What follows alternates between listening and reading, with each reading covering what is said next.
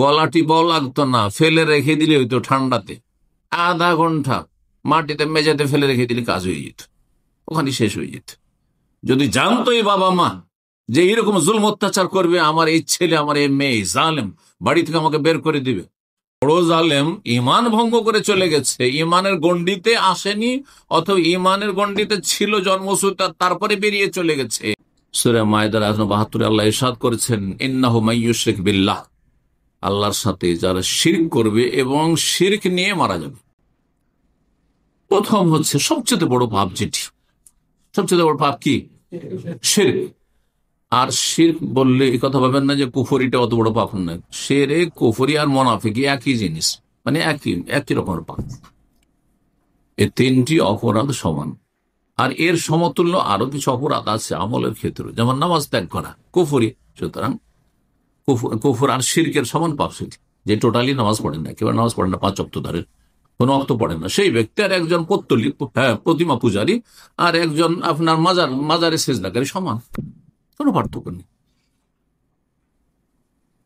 একজন নাস্তিক অথবা সেকুলার, ধর্ম নিরপেক্ষতা বিষয়ে, সব ধর্ম আমি নিরপেক্ষ, নিউট্রাল আমি, আমার কাছে ইসলাম যেমন, হিন্দু ধর্ম তেমন, খ্রিস্টান ধর্ম তেমন, ইহুদি ধর্ম তেমন, সেই ব্যক্তি আর একজন মাজারে সিজদাকারী, একজন প্রতিমা সিজদাকারী হিন্দু সমান, কোনো পার্থক্য নেই, কোনো পার্থক্য নেই। আল্লাহ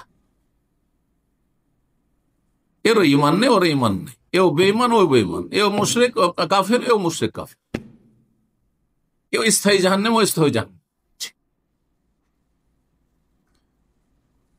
সবচেয়ে বড় অপরাধ, ইন্না শিরকা লাযুলমুন আযীম, শিরক হচ্ছে মহা অপরাধ। আল্লাহ রাব্বুল আলামিন সূরা লোকমানে ইরশাদ করেছেন। লোকমান হাকিমের ভাষায় ছেলেকে বেশ কিছু উপদেশ দিয়েছিলেন আল্লাহর হকের ক্ষেত্রে, আকীদার ক্ষেত্রে, তারপরে সালাত কায়েমের ক্ষেত্রে, আর তারপর অন্তর পরিষ্কার রাখার ক্ষেত্রে, আর তারপরে আল্লাহ রাব্বুল আলামিন সবকিছু অবলোকন করছেন, সবকিছু জানছেন, দেখছেন, এই বিষয়গুলির ক্ষেত্রে, আর আখলাক চরিত্রের ক্ষেত্রে, মানুষের সাথে আদান প্রদানের ক্ষেত্রে, আচার আচরণের ক্ষেত্রে গুরুত্বপূর্ণ সেই নাসিহাগুলি। শিরকের অপরাধ, শিরক হোক অথবা কুফরি হোক, নাস্তিকতা হোক, আর ইসলাম ছাড়া অন্য কোন ইজম হোক, মতবাদ হোক, পথমত হোক, আর এর সমতুল্য কোন গুনাহ হোক। সূরা মায়দার 72 আল্লাহ ইরশাদ করেছেন, ইন্নাহু মাইয়ুশরিক বিল্লাহ, আল্লাহর সাথে যারা শিরক করবে এবং শিরক নিয়ে মারা যাবে। শিরক করার পরে তওবা করে নেয় তো তওবা দরজা খোলা আছে।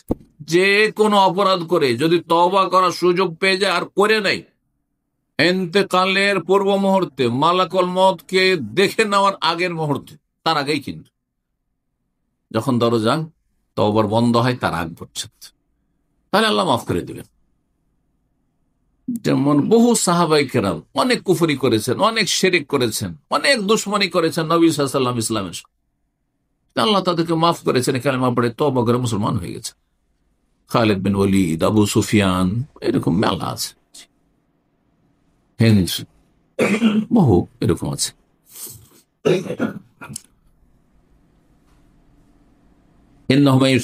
আল্লাহর সাথে যে শরীক করবে, শরীক স্থাপন করবে আর শিরকের উপর মারা যাবে। তাহলে কেউ যদি মাজারে বিশ্বাসী হয় যে মাজার থেকে পাওয়া যায়, মাজারে চাদর চড়াইলে হ্যাঁ মনের কামনা বাসনা পূরণ হয়, হ্যাঁ অমুক গিয়েছিল অমুক বাবার দরগাহে, সেখানে যাওয়ার পরে ওখান থেকে এসে তার ছেলে হয়েছে, হ্যাঁ অমুক রোগী গিয়েছিল সেখানে অমুক দরগাহে, খাজা বাবা আর দরগাহে দরবারে, আর সেখান থেকে আসার পরে ভালো হয়ে গেছে, তাহলে সে মুশরিক কাফের। ফাকাদ হারাম আল্লাহু আলাইহি জান্নাত, আল্লাহ বলেছেন তার জন্য জান্নাতকে আল্লাহ হারাম করেছেন। হারাম কখন হালাল হয়? চিরতরে হারাম, তার মানে কোনদিন সে জান্নাত পাবে না। সে ইমানকে ধ্বংস করেছে, যদি জন্মসূত্রে মুসলিম হয়ে থাকে, আর জন্মসূত্রে না হয়ে থাকে তো বাইরেই চলো, বাইরে থেকে জাহান্নামে চলে যাবে, চিরতরে জাহান্নামে। ফাকাদ হারাম আল্লাহু আলাইহি জান্নাত, মুশরিকের উপর জান্নাতকে আল্লাহ হারাম করেছেন। জান্নাত যখন হারাম তো যাবে কোথায়? ওয়া মাওয়াহুন নার, তার স্থান হচ্ছে জাহান্নাম। ওয়া মা লিয-যালিমিন মিন আনসার, কেউ ভাবতে পারে যে ওলিয়া ওলিয়া গোস কুতুব তো আছে, পীর বাবা আছে, সুপারিশ করবে, হ্যাঁ রহমতুল্লিল আলামিন রসুল তো আছেন, নবীর শাফাত পাবে, আল্লাহ জালেমদের কোনো আনসার নেই, সাহায্যকারী নেই, সুপারিশকারী নেই। যারা বড় জালেম, ইমান ভঙ্গ করে চলে গেছে, ইমানের গণ্ডিতে আসেনি, অথবা ইমানের গণ্ডিতে ছিল জন্মসূত্র, তারপরে বেরিয়ে চলে গেছে, নাস্তিক, হ্যাঁ, মাজার পূজারী, ইমান ভঙ্গকারী, এই ধরনের যারা ইমান ভঙ্গ করেছে, ইমান ভঙ্গের 10টি যে কারণ রয়েছে, প্রসিদ্ধ কারণ, আমি ধারাবাহিক 2টো আলোচনায় পেশ করেছি, সেগুলি গুরুত্বপূর্ণ সেই আলোচনাগুলি, যে কি কি কারণ ইমান ভঙ্গ হয়। কারণ আপনাদের যদি জিজ্ঞাসা করি যে উজু কিসে নষ্ট হয়, এখন একেবারে ফাটাফাট বলে দেবেন, মুখস্থ আছে স্যার, যে উজু এই কারণ নষ্ট হয়। নামাজ কি কারণ নষ্ট হয় তাও বলে দেবেন, নামাজের অবস্থায় খেলে, নামাজের অবস্থায় কথা বললে, ঠিক না, নামাজের অবস্থায় হাওয়া খারিজ হলে নামাজ নষ্ট হয়ে যায়। বলতে পারবেন না? পারবেন না এরকম করে? হ্যাঁ, নামাজের অবস্থায় আপনার কিবলা থেকে উল্টো দিকে ঘুরে গেলে ইচ্ছে করে, ইত্যাদি ইত্যাদি বলে দেবে। কিন্তু ইমান ইসলাম কিসে নষ্ট হয়ে যায়, হ্যাঁ, আপনার ইসলামই থাকে না, এটা আমাদের ভারত, বাংলাদেশ, পাকিস্তান অধিকাংশ মুসলিমই জানেন। তাদেরকে পাঠ পড়ানো হয় ফিকার, কিন্তু আকিদার পাঠ পড়ানো হয় না, যার ফলে আকিদায় তার ইতিম হয়ে রয়েছে। শোচনীয় অবস্থা তাদের। ধর্মীয় বিশ্বাসের ক্ষেত্রে তাদের অবস্থা খুবই কঠিন। জালেমের কোনো সাহায্যকারী নেই। আল্লাহ রাব্বুল সূরা নিসায় 2 জায়গায় 48 নম্বর আয়াতে এবং সূরা 116 নম্বর আয়াতে বলছে, ইন্নাল্লাহা লা ইয়াগফিরু আন ইউশরাকা বিহি, শিরক করে আল্লাহর কাছে চলে গেলে আল্লাহ কখনো মাফ করবেন না। শিরকের গুনাহ আল্লাহ মাফ করবেন না, নাস্তিকতার গুনাহ আল্লাহ মাফ করবেন না, মানবরচিত ধর্মের গুনাহ আল্লাহ মাফ করবেন না, এইসব পথ মতের গুনাহ আল্লাহ মাফ করবেন না। যারা ওইসব আদর্শে বিশ্বাসী, তো কোথাও বাধ্য হয় সেটা ভিন্ন বিষয়, কিন্তু আদর্শ হিসেবে সেগুলোকে মেনে নিয়েছে, তাহলে আল্লাহ মাফ করবেন না কখনো, এই অবস্থায় চলে গেল। ওয়াগফিরু মা দুনা যালিকা লিমান ইয়াশা, এর নিচের যে সব অপরাধ রয়েছে, যাকে চাইবেন আল্লাহ মাফ করতে পারেন, যাকে চাইবেন যখন চাইবেন। আল্লাহ কাউকে চাইলে মাফ করে জাহান্নামে দিলেনই না, তাও করতে পারেন। আর যদি চান যে কাউকে জাহান্নামে দিব, তারপর জাহান্নাম থেকে কত হাজার বছর পর উঠাবেন, তো আরো তাও লিমান ইয়াশা, যাকে চাইবেন যখন চাই। কিন্তু শিরক কুফরি করে মারা গেলে আল্লাহ মাফ করবেন না, স্পষ্ট আয়াত কোরআনে কারীমে। শিরক, বড় শিরক রয়েছে, ছোট শিরক রয়েছে, কুফরি, বড় কুফরি রয়েছে, ছোট কুফরি রয়েছে, মুনাফিকি, বড় মুনাফিকি রয়েছে, ছোট মুনাফিকি রয়েছে, আকীদার মুনাফিক, আমলের মুনাফিকি। মনে রাখতে হবে বিষয়গুলি। কিন্তু এই তিনটির প্রত্যেকটির 2টি করে ভাগ রয়েছে।